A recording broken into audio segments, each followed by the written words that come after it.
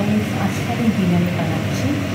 এই যে ভাত বসিয়েছি, ভাত হচ্ছে আলু সিদ্ধ বসিয়ে দিয়েছি। আলু দিয়ে পনির দিয়ে মটরশুঁটি দিয়ে একটা তরকারি বানাবো। এই যে পনির দেখতে পাচ্ছেন, ছোটো ছোটো টুকরো কেটেছি আমি। এই যে হ্যাঁ, এই যে ছোটো ছোটো টুকরো দিয়ে কেটে রেখেছি। আর এই যে একটু মটরশুঁটি আনিয়েছি, মটরশুঁটিগুলো খাওয়ানো। এই যে আদা, জিরা, গরম মশলা, এমনি পেঁয়াজ, রসুন আমি বাড়ছি দিয়ে চটপটা, আর মধ্যে তেজপাতা দিয়ে রাখলাম দেখতে।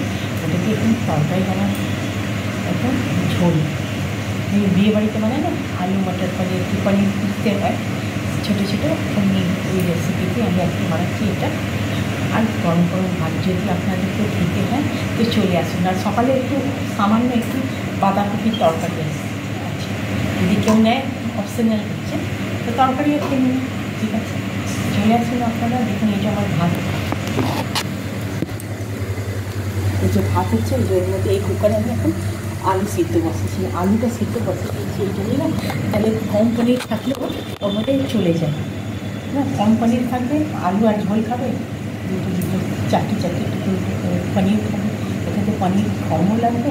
আর সাথে তো তৃতীয় পাখিতে আমি অনেক এক পাখি তরকারি দিলাম, কেন আলু আর ঝোলটাই বেশি থাকে, পনিরটা অল্প। ঠিক আছে, ভিডিওটি ভালো লাগলে প্লিজ একটু সাপোর্ট করুন, শেয়ার করুন আমার, ঠিক আছে, লাইক করুন। তো গুড নাইট। চলি এবার। দেখুন সিটি এখনই দিবে, সিটি আওয়াজ পাচ্ছি না, এখন সিটি দিচ্ছে, বলছে আমি আলু সিদ্ধ হয়ে গেছি, এবার আমাকে বানাও। ঠিক আছে, বানিয়ে